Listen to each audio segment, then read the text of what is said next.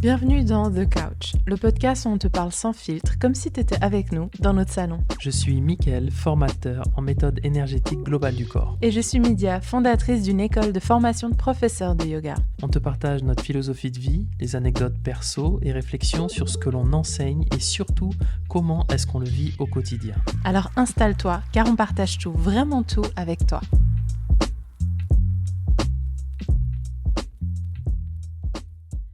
Bienvenue dans ce nouvel épisode de The Couch. Ça fait un petit moment qu'on n'a pas posté parce qu'il y a eu plein de choses dans nos vies, plein de mouvements. Il y a une nouvelle grossesse qui s'annonce. On était 2 mois en Suisse parce qu'Alma donnait des formations. C'était très, très, très intense. Et là, on est revenu chez nous à Bali. Ça fait du bien depuis 2 semaines. Donc, il y avait le temps de s'installer et de recomprendre ce qui nous arrivait un peu et retrouver le flow, lâcher prise de Bali. Et en fait, il y a eu un événement ce matin un petit événement où, qui a généré la discussion et on s'est tout de suite dit attends, ça devient super intéressant, on stoppe la discussion et on la continue devant la caméra parce qu'on vous a promis finalement que sur ce podcast, à la différence des 2 autres qu'on a, en fait il n'y a pas de préparation et puis c'est les discussions authentiques finalement dans notre salon, les discussions qu'on a au quotidien. Donc ce matin, ce qui s'est passé, c'est que Alma a reçu un commentaire sur une de ses vidéos. Une vidéo qui parlait notamment d'endométriose et puis le pouvoir du mental finalement et comment est-ce que notre passé, les prédispositions familiales, transgénérationnelles, etc. pouvaient impacter finalement certaines maladies urogénitales. Alors là, c'est l'exemple de l'endométriose, mais c'est le cas pour plein d'autres pathologies finalement. C'est un peu toujours le même protocole. Et il a reçu un commentaire, je ne sais pas si tu veux en parler. Alors en fait, le sujet, c'est que je parlais d'endométriose et d'une personne, on va dire, que j'ai suivie. J'en ai suivi pas mal en fait autour de cette maladie. Alors quand je dis pas mal, c'est malheureusement parce que c'est une maladie qui touche énormément de personnes aujourd'hui. En fait, la personne, elle a dit, bon, ça c'est autre chose, mais elle a dit cette vidéo est totalement aberrante, c'est son point de vue. L'endométriose est une maladie extrêmement douloureuse et qui ne se guérit pas par le mental ou par la pensée magique. Les douleurs intenses ne sont pas conditionnées par le passé, elles sont bel et bien réelles. Cette façon est dénigrante pour les gens qui en souffrent. Ce qui est assez particulier, c'est que je sais que tout ce que je vais faire et tout ce que je vais dire sort des carcans sociétaux, sort de ce que l'on a l'habitude d'apprendre à l'école. Et du coup, ça risque d'être violent pour certaines personnes. Je le sais totalement. Je le sais que ça peut déranger, que ça peut déstabiliser.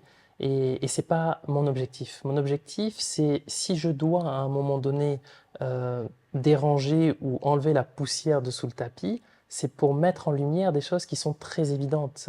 Quand par exemple, on parle par exemple de la pensée, on sait que j'ai un stress, j'ai la boule au ventre. Donc en fait, la pensée a une influence sur ton corps physique. On sait que par exemple, des trucs simples, hein, j'ai un stress, il y a de l'eczéma. Et en fait, on relie facilement aujourd'hui les problématiques de peau à cette notion de non-gestion du stress et ainsi de suite. Donc déjà, juste à ce niveau-là, la pensée a une influence sur ton corps physique. Et si on veut aller plus loin dans ça, il y a aujourd'hui des scientifiques qui parlent de tout ça. On a les neurosciences qui développent énormément de choses à ce niveau-là. Il y a aussi la biologie, l'épigénétique, une science, on va dire, c'est l'épigénétique qui est une branche de la biologie qui est juste hyper intéressante. Donc il y a des choses aujourd'hui qui juste valident finalement toutes ces pensées-là. Donc c'est là où en fait ce que je me dis, c'était la réflexion que j'ai eue, je me suis dit mais tu vois moi j'ai une façon de voir les choses et en fait mon objectif c'est de faire le bien, c'est pas de faire du mal, c'est pas de déranger, c'est pas de dire j'ai raison, les autres ont tort, c'est pas du tout ça, c'est qu'il y a des choses en fait qui fonctionnent pour moi, pour ma famille et pour toutes les personnes que je peux accompagner parfois. Et en fait je me dis bon mais je peux les accompagner, je peux les donner, mais je sais très bien que le monde est en résistance, que le monde ne veut pas évoluer, que le monde en fait est dans sa douleur et c'est toujours un petit peu difficile pour moi de se dire mais attends c'est évident, il y a quelque chose à faire et voilà c'est un petit peu la discussion que ça a généré et, euh, et après enfin voilà tu peux peut-être en parler, parler de ton point de vue, comment est-ce que Moi, tu l'as approché? moi, ça m'a un peu... ça m'a pas fait grand-chose dans le sens émotionnellement parce que voilà, on sait très bien qu'avec ce qu'on fait, on dérange énormément. Et puis malheureusement, c'est très avant-gardiste, alors que tu vas dans certains coins du monde, ben, c'est la pensée traditionnelle en fait. Et ça fait des millénaires, et que quand tu parles comme ça, ils disent «Ah, enfin, c'est que maintenant que tu réalises», alors que dans notre société à nous, enfin, c'est encore un combat. Mais moi, en fait, tu vois, je me suis dit, mais on perd du temps, et ça m'a rendu triste parce que, les gens, en fait, je comprends que ce soit violent pour eux de se dire que tout ce qui leur arrive, ils l'ont créé. Et aujourd'hui, moi, oui, c'est mon opinion, mais vraiment, je l'affirme parce que ça a fonctionné dans ma vie, dans des choses comme des syndromes polykystiques des ovaires, des fibromes utérins, ce genre de choses. On m'a dit que je pourrais jamais avoir d'enfant, on m'a dit qu'on ne savait pas d'où ça venait, ou alors même certaines femmes que j'ai accompagnées dans l'endométriose qui 3 mois plus tard tombent enceintes. Enfin, tu vois ce que je veux dire. Euh, je l'ai vu, ça a été testé, approuvé, on voit qu'il y a un impact, c'est là. Et en fait, c'est tellement... Je suis arrivée à un point où pour moi, c'est tellement gros comme une montagne que je me dis, mais c'est triste qu'on soit bloqué dans notre souffrance. Et d'un autre côté, un commentaire comme ça, je le comprends. Parce que une discussion philosophique comme ça, tu l'as quand tu es au calme. Ça veut dire que c'est pas quand tu es dans ta souffrance forcément, ou quand tu es dans ta douleur. Typiquement, quelqu'un qui a un cancer que tu as accompagné, euh, t'en as accompagné plusieurs d'ailleurs, c'est pas au moment où elle est plus au mal en train de faire sa chimio, ou que vraiment c'est dur et que là elle souffre, que on va commencer à lui parler de la responsabilité de sa vie, que son cancer elle l'a attiré, et que ça par Ce serait exemple malvenu, ouais, ça c'est c'est clair. malvenu, c'est d'une violence, et ça pourrait même être contre-productif. Mhm. Par contre, c'est quand tu es dans l'apaisement, au calme, quand tu es dans un temps de ta vie un peu plus harmonieux, que tu es plus apte à recevoir ce type de message, et à avoir l'espace physique et émotionnel d'avoir la réflexion de te dire, ok, attends, c'est quoi l'histoire de ma famille? Qu'est-ce qu'ils ont vécu comme douleur? Qu'est-ce qu'ils ont eu comme pathologie? Est-ce qu'il y a un lien déjà qu'on peut créer? Est-ce que moi, j'ai une prédisposition à? Est-ce qu'on peut faire un lien aussi? Qu'est-ce que j'alimente dans ma vie exactement et réellement? C'est pas au moment où tu es dans ta chimio que tu te dis qu'est-ce que j'alimente dans ma vie. Mais quand tu as un moment de, on va dire, de répit, de calme, que tu peux te dire, ok, laisse-moi réfléchir. Je suis prête à entendre, et je suis prête à me responsabiliser sur ma vie. Mais se responsabiliser sur sa vie, c'est hyper douloureux, je pense, parce que les gens, et ça c'est un truc que je t'ai jamais dit, mais c'est une réflexion, les gens, à mon avis, le comprennent très très mal. Totalement. Parce que quand on te dit, il faut comprendre que tout ce qui t'arrive, tu le crées, alors on a envie de dire, attends, qu'est-ce que tu me racontes? J'ai créé ma maladie, pourtant j'en souffre. C'est un résumé, c'est un résumé en réalité. C'est c'est un résumé, mais c'est sujet en fait à explication. Il faut en parler de pourquoi est-ce qu'en fait on en est arrivé à ce résumé-là. Parce que c'est vrai que quelqu'un en fait, tu lui dis ça, il va dire ok, mais t'es passé par où, tu vois? Oui, mais ce que je veux dire, c'est pas ça. Ce que je veux dire, c'est que quand tu dis à une personne, quand on leur explique que on doit se responsabiliser, pardon, parce que tout ce qui nous arrive, on le crée, même des choses, même certains événements qui sont horribles et qui nous font souffrir, les gens, ils se disent, mais je suis pas sado, je m'auto-inflige pas ça. Parce qu'ils pensent que se responsabiliser veut dire que vraiment on a eu la main prise dessus, alors que non. En fait, pour moi, se responsabiliser, ça veut pas dire ça. Ça veut juste dire que tu n'avais pas le choix. Tu pouvais pas faire autrement. Tu n'as pas fait d'erreur jusque-là. Parce que se responsabiliser, c'est comme si on disait à la personne, t'étais dans le faux. Et t'as attiré ça. Et ça fait culpabiliser la personne, et ça la fait pas avancer, en fait. Ce que je veux dire, c'est que si elle comprend la théorie derrière du transgénérationnel, des douleurs et des correspondances, etc., eh ben la personne, elle va comprendre qu'elle n'avait pas d'autre choix, elle ne pouvait pas faire autrement, c'était son conditionnement, elle est née avec ce conditionnement. Et comme elle n'a pas amené sa conscience à tout ça, elle ne pouvait pas faire autre chose que suivre son conditionnement et laisser ses douleurs inconscientes diriger sa vie, tu vois. Donc en fait, il faut enlever ce truc culpabilisant de se dire j'ai créé ma maladie, alors j'ai fait quelque chose de faux. Non, ça fait partie de ton histoire, t'as rien fait de faux. C'est plus fort que toi, c'est ton ADN. Pour que ça soit un Tu peu vois? plus expliqué, un peu plus explicatif, on a une prédisposition familiale. Cette prédisposition familiale nous parle peut-être de la couleur de peau, la couleur des yeux, la taille, les cheveux, ces choses-là. Dans ce programme familial, il y a aussi des souffrances, des douleurs et des souffrances liées peut-être à des séparations, liées à des conflits, à plein de choses.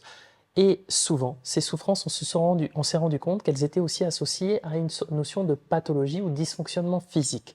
On peut retrouver associé à certaines souffrances des cancers à répétition, des problématiques quelconques, vraiment quelles qu'elles soient, à répétition. On va dire que quand on a un problème, on va aux urgences ou on va en fait chez le docteur et souvent le message c'est est-ce que vous avez déjà eu des antécédents? Est-ce qu'il y a eu des problématiques? Voilà, en fait, on a bien des choses qui nous relient à notre programme familial et génétique. Et ensuite, il y a tout ce que l'on a vécu dans sa vie. Si j'ai vécu une vie de stress ou une vie de colère ou une vie, je sais pas, de culpabilité, ben, il y a une conséquence à tout ça. C'est la loi de la cause à effet. Ça veut dire que j'ai une douleur et il y a une conséquence de cette douleur si je l'ai vécue trop longtemps et trop intensément. Et c'est là où il y a des maladies comme l'endométriose, comme plein d'autres maladies, toutes les maladies même, où en fait on se retrouve à essayer de comprendre le pourquoi du comment de ça s'est installé et surtout, et c'est ça que je dis, comment est-ce qu'on l'alimente? Qu'on se le dise, une maladie quelle qu'elle soit, si on est dans la colère, ça va pas se libérer. Pourquoi? Parce que la colère génère de la tension dans le corps, génère une forme de résistance. On ne va rien lâcher avec ça. Et c'est là où ça, c'est pas que de la science-fiction. Ça veut dire que c'est un résumé, bien entendu. Donc en fait, on parle de responsabilisation émotionnelle dans ce registre-là, et ça peut être très violent. Parce qu'en fait, si on regarde au premier plan, on va dire, mais attends, mais qu'est-ce que tu racontes? Une maladie, c'est une maladie, point. Tu vois, il n'y a pas d'émotion, il n'y a pas de ci, il n'y a pas de là. C'est comme quelqu'un qui m'a dit récemment, ce que je peux comprendre, ben en fait, après la mort, ben, il n'y a plus rien, tu vois. Ok, très bien. Ça veut dire qu'il y a des points de vue, il y a des limitations. Est-ce que vrai, pas vrai? Le simple fait de dire est-ce qu'il y a quelque chose après la mort ou est-ce qu'il n'y a rien après la mort, déjà, en fait, on limite. On limite parce qu'on est dans notre croyance et en fait, on arrête le temps. On ne peut pas arrêter le temps parce que personne ici-bas sait en fait ce qui se passe. Et dans l'aspect pathologique, il y a des choses qui sont quand même concrètes où on se rend compte par certaines études que quelqu'un qui est beaucoup plus positif sort aisément, plus rapidement d'une pathologie, et quelqu'un qui est dans sa négativité, sa colère, ou pense qu'il ou elle va mourir précipitamment, bah, ça va sûrement être le cas, et ça va sûrement même accélérer le processus de maladie. Et Ah, je rajoute à ça qu'il y a des études qui ont prouvé aussi que ton entourage lors d'une maladie, ton entourage qui t'apporte du soutien en dehors des médecins, du soutien émotionnel, réduit ta douleur. Il y a une corrélation scientifique qui a été prouvée. mais ça fait tout à fait du sens. Pourquoi? Parce qu'en réalité, ton entourage, il a une influence sur qui tu es. On dit souvent, un enfant, c'est pas forcément les parents qui l'éduquent, c'est l'entourage.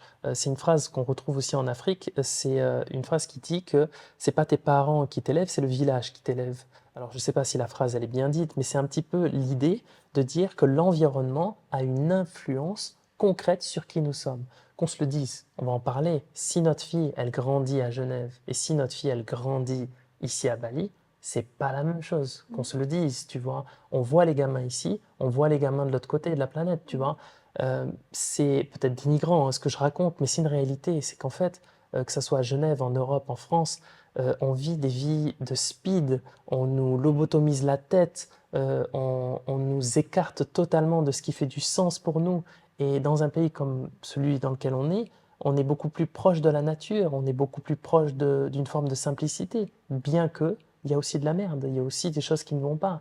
Mais c'est vrai que dans notre mode de vie, on est beaucoup plus adapté, on va dire.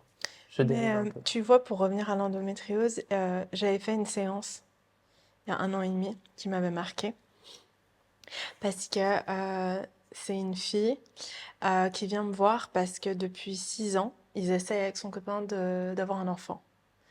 Et ils n'y arrivent pas, ils font tous les tests, et puis tout est en règle, sauf qu'elle a une endométriose.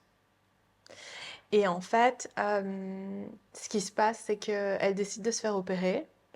Et quand elle se fait opérer, les médecins lui disent, voilà, il te reste, t'as environ 3 mois pour essayer de tomber enceinte après l'opération, parce qu'il y a des chances probables que l'endométriose revienne. Et en fait, elle essaye à fond pendant ces 3 mois et ça ne fonctionne pas et l'endométriose revient en effet. Donc en fait, il y a aussi un truc, c'est qu'à chaque fois que c'est lié vraiment à l'émotionnel, et c'est souvent le cas dans l'urogénital, la science, c'est là qu'elle s'arrête en fait, si tu veux. Et La elle n'a pas science la d'aujourd'hui. réponse. La science d'aujourd'hui, pardon. Et elle n'a pas les réponses. Et du coup, elle vient me voir en séance et je me souviens de sa séance. Elle avait, dans son bagage transgénérationnel, elle était liée à la lignée familiale maman et grand-maman. Et la maman et la grand-maman, les femmes de sa famille, avaient vécu des traumas avec des hommes relativement compliqués. Et il y avait une grosse, grosse, grosse douleur. Ce qui fait que sa maman à elle, n'a pas pu être mère. Enfin, elle était maman, donc elle a donné naissance à une fille. Elle a divorcé de son mari, mais avec sa fille, donc la fille que j'ai en séance, elle n'était pas là, elle n'était pas présente émotionnellement.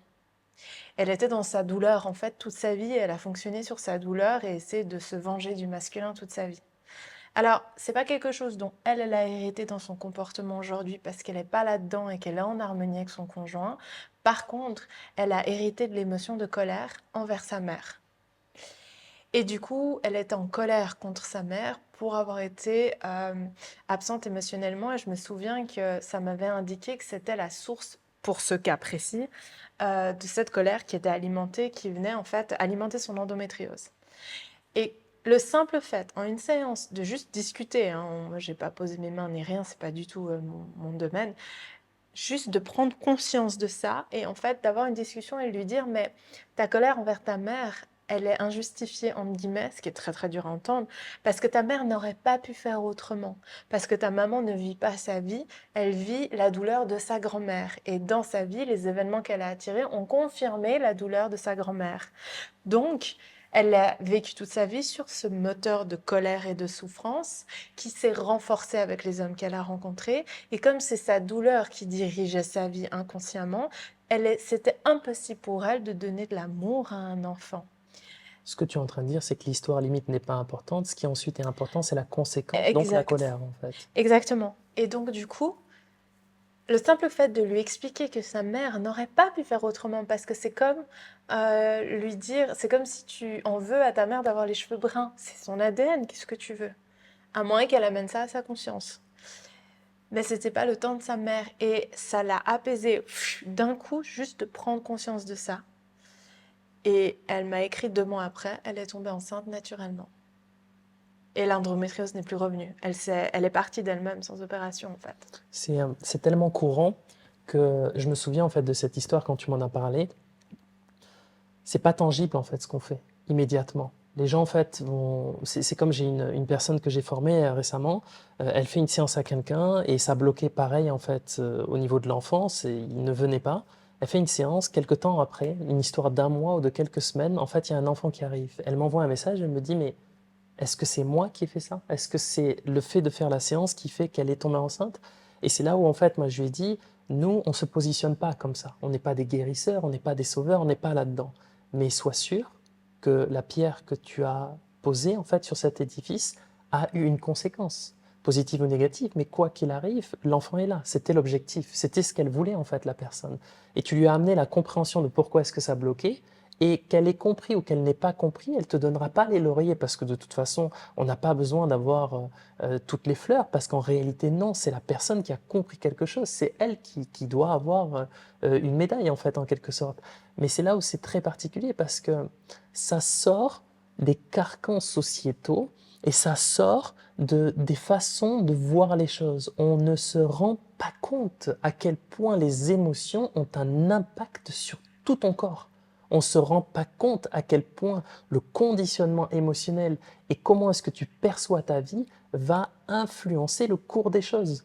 C'est ça qui est assez particulier parce que le simple fait d'une discussion consciente, parce que sinon on dira ben, les psychologues en fait finalement ils pourraient sauver tout le monde et c'est pas le cas parce qu'en fait il y a une notion aussi de méthodologie à prendre en compte.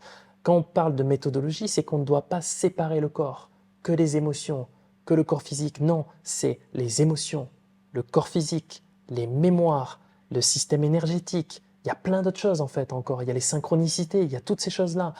tout ça, en fait, doit être pris en compte. L'humain, on le divise, on le sépare constamment. J'en parle souvent et je sais que je risque de fatiguer les gens à parler comme ça. Mais il faut que ça commence à rentrer. C'est que quand tu es à côté de quelqu'un, tu ne ressens pas, il faut pas forcément que toucher, tu ressens une présence. Là, à côté de moi, c'est pas la même chose que je ressens que quand il y a quelqu'un qui est à côté de moi. Ça veut dire que nous-mêmes, on émane ne serait-ce que de la chaleur, mais on émane quelque chose et on émane de l'énergie, on émane quelque chose. Le vivant en nous, c'est quelque chose de magique. C'est pour ça que quand, par exemple, quelqu'un dit les émotions n'ont aucune influence et c'est pas la pensée magique et tout ça, j'ai envie de dire, mais on perd du temps là. On Mais perd en du temps. fait, la manière dont le commentaire a été écrit explique sa pathologie. Mais au-delà Tu de vois ce ça, que je veux peut-être dire? qu'elle n'a pas cette pathologie, mais dans l'idée, en fait, je peux comprendre parce que quand tu as la douleur, quelle qu'elle soit, c'est compliqué. On me dit, écoute, moi, je sais pas, je suis un grand brûlé et j'ai un chaman qui est dans le coin, il pose ses mains, il m'efface, je vais lui dire, vas-y cousin, fais-le, efface-moi ça, tu vois. Mhm. Mais j'aimerais aussi avoir l'opportunité de pouvoir comprendre pourquoi est-ce que j'ai attiré ça. Qu'est-ce que je dois comprendre en fait dans cette problématique. Au même titre, admettons, j'ai problématique à la tête, peut-être pendant une semaine, t'inquiète pas que je vais prendre du paracétamol. Ok, j'ai une question. Dis-moi. Alors, qu'est-ce que tu as à comprendre, toi, en ayant attiré un commentaire comme ça, à ton avis? Moi, je le sais. Ou du moins, je le sais, c'est un peu présomptueux parce qu'en réalité, je ne sais que partiellement. Et en même temps, c'est peut-être tout autre chose. J'ai une problématique avec le dérangement. J'ai du mal à déranger. Enfin, c'est pas tant j'ai du mal, c'est que je ne veux pas déranger. C'est ce qui a fait que pendant des années, je parlais pas du tout du métier que je fais, je m'exposais pas sur les réseaux. J'avais peur de déranger, de faire du mal. Pas tant qu'on me critique, j'avais peur en fait que la personne ne comprenne pas là où je voulais en venir et que ça puisse lui faire du mal et qu'elle rentre chez elle avec cette douleur et de se dire que j'ai été euh, initiateur de son conflit. Alors c'est là où en fait pour moi ça c'était un rappel pour me dire t'en es où là-dedans, tu vois. En réalité, euh, par nature je vais déranger, c'est sûr en fait que je vais déranger, mais il est vrai que c'est pas mon objectif premier et enfin c'est pas mon objectif du tout et je sais que de toute façon ça va être comme ça. Je pense que j'avais mon message à prendre surtout de se dire que euh, te concentre pas sur ça. Concentre-toi sur celles et ceux qui veulent avancer, celles et ceux qui veulent écouter le message, celles et ceux qui ont déjà mis un pied dedans, tu vois. Pas celles et ceux qui sont encore en arrière et qui, c'est pas très bien de parler comme ça, de dire ils sont en arrière. Non, ils sont à côté, ils sont là, mais en réalité, ils n'ont pas envie de se poser la question. Ils n'ont pas envie de se dire que bah, le corps, c'est pas qu'un bout de viande, tu vois, et que en réalité, on est un corps qui la science aujourd'hui ne pourrait pas créer, avec toutes les IA, avec tous les robots, tous les trucs, on n'arriverait pas à créer la perfection de l'être humain. Bien pas bien, que ça a été créé par quelqu'un avec une grosse barbe ou alors que ça a été créé par un extraterrestre ou par ce que tu veux. On s'en fout, c'est là. Et l'humain, quand on l'observe dans sa globalité, on ne peut que péter un câble de cette majestuosité. Euh, on est là, c'est une anecdote. Franchement, j'en parlais en formation récemment. Tu sais, on était en montagne là et il y a des gens qui disaient voilà, on est des amoureux de la nature et tout ça. Et en fait, que ce soit les montagnards ou les gens qui vivent à Biarritz, qui sont à fond, tu vois, surf et tout ça, ils disent souvent en fait, on est proche de la nature, mais ils aiment pas les touristes, ils aiment pas les gens. En fait, c'est là où c'est hyper intéressant, c'est que tu te dis proche de la nature, mais t'aimes pas les êtres humains. Il y a un truc qui est incohérent. On fait partie de cette nature, tu vois. Et c'est là où si on est capable d'observer une cascade ou un paysage avec quelque chose qui nous fait vibrer, ben en fait, moi, j'ai ce même truc quand j'observe un être humain. Quand j'observe, en fait, comment est-ce qu'on arrive à à délaisser une problématique, une pathologie, qu'on arrive à essayer de comprendre par où est-ce que ça se passe, par où est-ce que ça passe, comment est-ce qu'on arrive à désactiver le processus de maladie, ou qu'on arrive à essayer de comprendre comment est-ce qu'on peut régénérer quelque chose. Moi, je dis, mais putain, mais c'est un truc de fou. On fait partie de ce truc juste magnifique, de la nature, quoi, tu vois. Et donc, voilà, c'était un peu l'anecdote. On peut pas dire, oui, moi, je suis proche de la nature, ou alors, euh, moi, j'aime que les animaux, tout ça. Non, si t'aimes la nature, t'aimes tout son ensemble. Tu ne peux pas séparer. C'est juste pas possible. Ou alors, c'est que t'as quelque chose à travailler et qu'il faut qu'on en discute, quoi, tu vois. Ça me fait penser qu'il faudrait qu'on fasse un autre épisode sur et qu'on raconte mes grossesses et qu'on raconte ce qu'on a vécu et qu'on raconte comment est-ce qu'on a appliqué cette méthodologie aux grossesses en fait Tu sais, et comment on a compris. c'est très particulier parce que, Parce que des exemples concrets, ça aide un peu plus les ouais, gens. c'est vrai que les exemples concrets et c'est surtout qu'on ne pourra pas dire que c'est pas vrai puisque c'est là, Mm. tu vois. Tu peux expliquer très rapidement parce que, franchement, qu'on se le dise, c'est pas tant la méthode, la méthodologie, c'est surtout toi, comment est-ce que tu as compris certaines choses. Euh, on t'avait bien dit quand tu étais jeune, j'aimerais vraiment que tu l'expliques en détail, que tu ne pouvais pas avoir d'enfant. Mhm. Non, c'était affirmatif. Donc c'était un docteur, qu'on En se fait, le dise, hein. des docteurs, et on m'a Ok. dit aussi que si je voulais, ce serait peut-être possible à 5% sous une assistance médicale. Assistance médicale qui veut dire? Ben, ce serait des filles ou ce genre de choses. Très bien. Donc ensuite, qu'on se le dise parce qu'elle ne le dit pas, c'est que tu as été malmené émotionnellement, tu vois. Dans ma vie? Non, avec les gynécos, enfin, je veux dire, ils n'ont pas Oui. été tendres, quoi, dans leur façon de parler. Non. Ils ont fermé, ils ont cloisonné, tu vois. Oui, jusqu'à ce que j'en trouve une extraordinaire. Ils sont pas tous comme ça. La celle que j'ai actuellement, elle est Non, incroyable. totalement. Et c'est là où, en fait, qu'est-ce qui s'est passé? On te dit tu peux pas, et ensuite tu as eu. Qu'est-ce qui s'est passé entre-temps? Parce que finalement, c'est un peu le sujet, tu vois. Il y a eu beaucoup de réflexions. Qu'est-ce qui s'est passé? C'est quand on m'a dit, j'avais 16 ans à l'époque, et quand j'ai dit, mais ça vient d'où?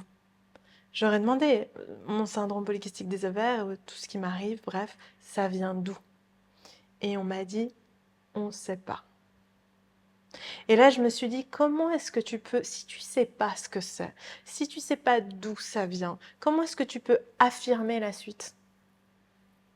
J'ai trouvé ça d'une incohérence, sans avoir les connaissances que j'ai aujourd'hui, sans être dans tout ce qu'on est, dans l'étude de l'humain. J'étais pas du tout là-dedans. Et puis j'étais jeune, mais juste ça, je trouvais d'une incohérence. Et puis j'étais aussi très têtue. Et puis je voulais tout comprendre. Mais juste, c'est d'une incohérence et je trouve que c'est un manque d'humilité extrême face à la nature de l'humain. Si tu ne comprends pas comment ça s'est créé, ça veut dire que tu ne comprends pas le comportement, la nature de ces tissus. N'est-ce pas? C'est ce que tu dis. Mais par contre, tu en sais assez pour affirmer que c'est ce qui va se passer ensuite. Et là, je me suis dit, ok, c'est parti. On est parti pour chercher et découvrir par soi-même. Et puis, ça m'a pris plusieurs années. Mais c'est cette incohérence-là qui a fait que j'ai pas accepté le pronostic. C'est pas que je l'acceptais pas, c'est que je trouvais pas logique, incohérent. Pour moi, c'est quelqu'un qui recrachait son cours sans avoir réfléchi par lui-même. Et c'est ce qui manque. C'est que, en fait, tout ce qu'on nous dit, même nous aujourd'hui dans les formations qu'on donne, moi, j'ai pas envie que les gens ils sortent de mes formations et qu'ils recrachent mes cours sans réfléchir par eux-mêmes en se disant, mais est-ce que ça fait sens? C'est pour ça qu'il faut appliquer toute cette science à notre vie du quotidien. Il faut observer. Et c'est pour ça que l'illumination, ou toutes les personnes qui parlent d'illumination, qui parlent de cette forme de libération, elles disent toutes que ça vient de notre intériorité et pas de l'extérieur. Ça se saurait. Sinon, en lisant juste un livre, on serait illuminé, on serait apaisé, on serait heureux. Tout le monde, combien la planète entière parle des 4 accords Toltec, combien de pourcentage de ces personnes qui ont lu les 4 accords Toltec sont heureux, sont en paix et l'ont appliqué. Mais Donc il y a déjà, un autre aspect. ça devrait même être différent. Ça veut dire que quand tu prends le livre Les quatre accords Toltec, tu as par exemple un passage où on t'explique que tu dois faire du mieux que tu peux. Tu vois, par exemple, je crois, si je me souviens bien. Mais déjà, en fait, ce qui devrait être bien, ou du moins ce qui devrait être le cas, c'est de déjà avoir cette façon de voir les choses. Et quand tu lis ce livre, te dis, ah, ça confirme ce que je sais déjà. C'est ça. Ou alors, je ne sais pas déjà, ok, laisse-moi aller tester. Exactement. Mais tu vois, dans cet exemple, quand j'étais, pardon, dans l'exemple précédent, quand je parlais de ma gynéco qui m'annonçait ça, et de tous les médecins qui m'annonçaient ça, et c'est pareil avec ma scoliose, on ne sait pas d'où ça vient. Maintenant, il faut faire l'opération. C'était la même chose, et c'est un peu arrivé plus ou moins en même temps, dans le sens c'était les deux dans ma jeunesse, mais c'était une deuxième incohérence pour moi. Donc je me suis dit, au lieu de me concentrer sur la scoliose ou de me concentrer sur cette pilule à prendre pour apaiser mes douleurs dans l'endomètre, pour moi je me suis dit, Et si je consacrais plutôt ma vie à aller étudier ce tissu? Ce tissu que personne ne comprend, donc la source. Le reste, je le mets de côté, je laisse au médecin. Tu sais, ça me rappelle un truc. Tu te souviens, la dernière fois, on était à la plage et on a vu ce petit scoliosé Ouais, de façon très, très très marqué, ouais. prononcée, ouais. Et juste après, on voit la maman arriver. Ouais, Et la maman, elle avait exactement la même chose, tu exactement. vois. Et c'est là où ça m'a perturbé une fois de plus, bah, de se dire, c'est tellement, tellement dingue. Tu as l'enfant scoliosé, mais d'une façon très prononcée, où tu vois que son corps, en fait, a été modifié, et la maman qui passe derrière et qui a la même chose. Et c'est là où, en Elle fait, l'avait moins intense, hein, elle, hein, beaucoup moins peut-être qu'elle intense. a corrigé, mais en tout cas, quoi qu'il arrive, de toute façon, c'était là.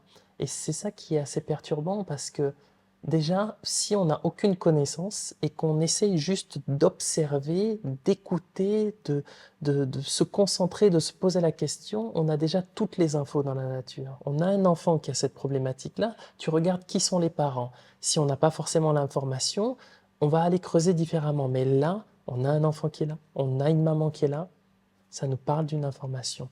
Ce qui est hyper intéressant, c'est que mon père a développé une technique et dans cette technique, il nous explique comment Mm. on explique, on va dire, la scoliose, comment est-ce qu'on explique les problématiques au niveau du dos, de la colonne vertébrale. Et c'est là où tu te dis, mais c'est tellement évident ensuite quand tu as quelqu'un qui vient de ton cabinet et que tu discutes et que tu essayes d'aller voir par où est-ce que ça passe, parce que tout se valide. Tu te dis, non mais c'est pas possible, on peut pas se limiter. On ne peut pas se limiter à ce que la science d'aujourd'hui nous dit et ce que, on va dire, on a envie tu sais, on est dans nos vérités, on a envie de rester dans ce qu'on sait, et on Ouais. a du mal à en sortir parce que c'est difficile d'en sortir. Après, c'est à nous aussi, Alma, d'accepter les personnes qui n'ont pas envie de prendre ce chemin-là.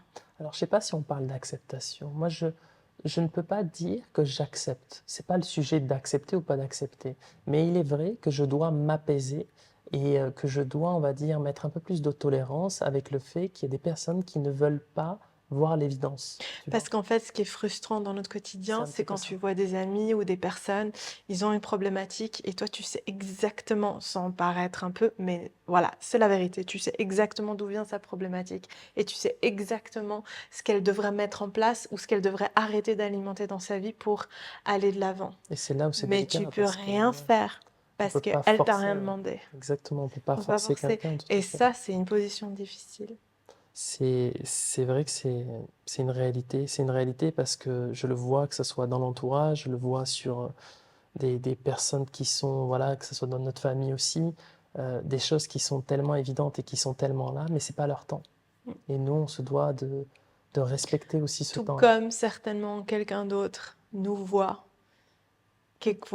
en nous quelque chose qu'on Totalement. alimente et c'est pas notre temps et la personne attend patiemment. Mais totalement. Pourquoi? Parce que là, si on pousse l'idée, que ce soit toi, mais par exemple surtout moi, on va dire, je suis un peu révolté, quoi. Tu vois? Donc on a envie de dire, mais putain, faut qu'il s'apaise, le cousin, là, tu vois? Mais en même temps, j'ai cet amour du monde, j'ai cet amour des gens. Je veux, en fait, qu'on se Ouais. sente bien, quoi. Ton Tu temps vois? viendra, mon cher. Exactement. C'est pas, Mon temps viendra je, aussi. je suis pas encore avec ma toque, là, tout en blanc, la barbouze comme Ça, je crois ça, pas que ça et tu vois? arrivera. Peut-être un jour, hein, avec un petit calumet de la paix, je sais pas, tu vois? Enfin bref. Merci en tout cas pour cet échange. Merci Merci, pour votre merci. écoute. J'espère que ça aura été utile et que ça aura suscité un peu des questionnements, des raisonnements. N'hésitez pas à poser vos questions en commentaire, à partager, à nous écrire sur les réseaux. Nous, on adore échanger sur ces sujets. C'est notre quotidien, c'est notre vie en fait. C'est notre salon. J'ai une question à poser. Si toi, tu as quelqu'un aussi qui, tu as l'impression, on va dire, résiste, tu vois en fait que tout ce qu'il faut, tu as la solution en fait pour que la personne en fait elle aille mieux sur des trucs peut-être même très basiques et que on va dire la personne elle résiste, qu'elle ne veut pas. Partage-nous comment est-ce que tu t'es apaisé par rapport au fait que Ouais. ça ne peut pas en fait évoluer et si tu as réussi, on va dire, je ne sais pas si on peut dire raisonner, mais si tu as réussi du coup à lui expliquer ton point de vue et que ça a pu amener à l'apaisement derrière, partage-nous ça, s'il te plaît. Essaye de nous dire par où est-ce que c'est passé. Euh, c'est important voilà, de s'entraider et de se dire, voilà, il y a des choses qui fonctionnent pour d'autres choses qui ne fonctionnent pas. Là, ça résiste ici, mais là, ça résiste moins. Ok, bah, explique-moi ce truc-là, tu vois. on veut des solutions, on veut quelque chose qui fasse du sens. Voilà. Trop bien. Merci beaucoup et à Merci, tout merci. bientôt.